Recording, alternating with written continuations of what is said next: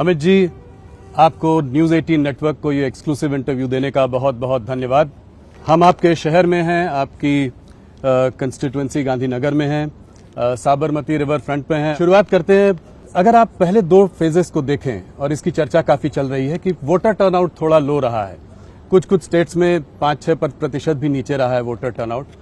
तो 400 पार का आपका नारा है, 370 भारतीय जनता पार्टी, तो क्या गाड़ी पटरी पे है? कहीं ऐसा तो नहीं कि कुछ रेल पटरी से पटरी पे है जी। आप परिणाम के दिन देख लेना, 12:30 बजे के पहले एनडीए 400 पार कर जाएगी, मोदी जी फिर से प्रधानमंत्री होंगे। जो लोअर टर्नआउट है, इसके बहुत सारे कारण हैं। 12 साल के बाद मतदाता सूची का शुद्धिकरण हुआ है, एक। दूसरा कारण है कि सामने से कोई लड़ाई ही नहीं है, जिसके कारण टर्नआउट पर एक प्रकार से इफेक्ट होता है।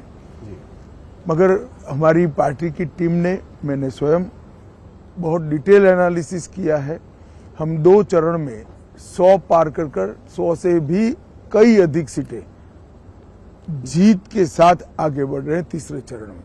तो मुझे 400 पार के लक्ष्य में कोई दिक्कत नहीं दिखाई पड़ती। पहले शुरुआत करते हैं अमित जी मुद्दों पर।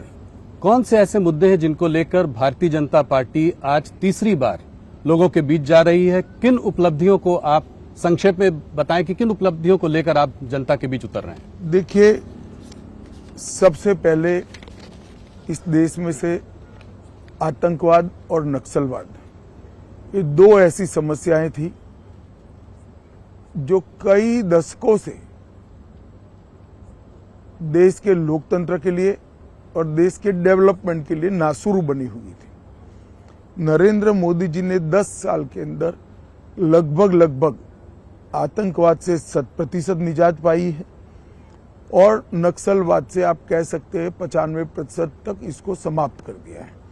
आज बिहार, झारखंड, मध्य प्रदेश, उड़ीसा, तेलंगाना, आंध्र प्रदेश, महाराष्ट्र, ये 7 राज्यों में से नक्सलवाद पूर्ण रूप से समाप्त हो चुका है। छत्तीसगढ़ के 4 जिलों में बचा है, वहां पर भी अब भारतीय जनता पार्टी की सरकार बनी है, और विगत 3 महीनों के अंदर ही लगभग 100 नक्सलवादी मारे गए। मुझे पूरा विश्वास है मोदी जी के तीसरी बार प्रधानमंत्री बनने के बाद 1-2 साल में ही देश नक्सलवाद से मुक्ति पा लेगा। दूसरा बड़ा इश्यू है, देश की इकोनॉमी सब दृष्टि से चरमराई हुई थी। पॉलिसी बनती ही नहीं थी, उत्पादन की गतिविधियां बड़ी मंद पड़ गई थी, निर्यात ओंधे मुंह गिर रहा था, देश की सारी सार्वजनिक बैंकों की बैलेंस शीट भी न बन पाए अगर सच्ची बनाने जाए, इस प्रकार की स्थिति थी। महंगाई आसमान को छू रही थी, और कुल मिलाकर बजट के 16 के 16 पैरामीटर्स नेगेटिव दिखाई पड़ते थे। 10 ही साल में मोदी जी ने ये परिदृश्य को पूर्णतया बदला है। शेयर बाजार आज आसमान को छू रहा है। एफआईआई के सेलिंग के बाद भी भारतीय म्यूचुअल फंडों ने बाजार को ताकत दी है। पीएलआई स्कीम के कारण और एक मजबूत इकोसिस्टम के कारण भारत फेवरेट डेस्टिनेशन मैन्युफैक्चरिंग के लिए पूरी दुनिया में बना है जी।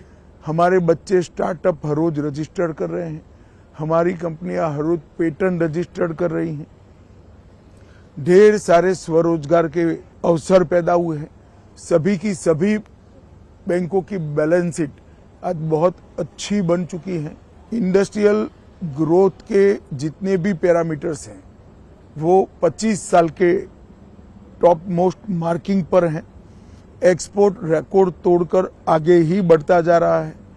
इसी प्रकार से फ्यूचर में जो कुछ क्षेत्र आने वाले 25 सालों तक दुनिया भर की इकोनॉमी को ड्राइव करने वाले हैं, वो सभी क्षेत्रों में भारत आज पायनियर बन चुका है। जैसे ग्रीन हाइड्रोजन मैन्युफैक्चरिंग थोड़े लेट है, मगर सेमीकंडक्टर, इलेक्ट्रिकल मोटर व्हीकल, जी बैटरी का उत्पादन, अंतरिक्ष का क्षेत्र, लेट होने के बावजूद मैं फिर से कहना चाहूंगा डिफेंस भी। इस प्रकार के कई क्षेत्रों के अंदर जो आने वाले 25 साल तक दुनिया की इकोनॉमी की दिशा और दशा तय करने वाले हैं, वहां आज भारत एक मजबूत फाउंडेशन डाल चुका है और ये फाउंडेशन पर एक बड़ी इमारत होनी है। तो इकोनॉमी भी सुधरी है, सुरक्षित भी हुआ है, देश 11वें नंबर का अर्थतंत्र था, आज 5वें नंबर का अर्थतंत्र बना है। गांव हो या शहर, जंगल हो या रेगिस्तान, सागर किनारा हो या शहर हो, हर जगह इंफ्रास्ट्रक्चर के डेवलपमेंट के काम हो रहे हैं। आज 10 लाख करोड़ का इंफ्रास्ट्रक्चर का खर्चा भारत के बजट में आम बात बन चुका है। जीएसटी कलेक्शन और डायरेक्ट टैक्स कलेक्शन अपने सारे रिकॉर्ड स्वयं ही तोड़ते जा रहे हैं। देश के अंदर सीमाओं को चौक चौबंद करने का काम भी नरेंद्र मोदी जी ने बहुत अच्छी तरीके से किया है।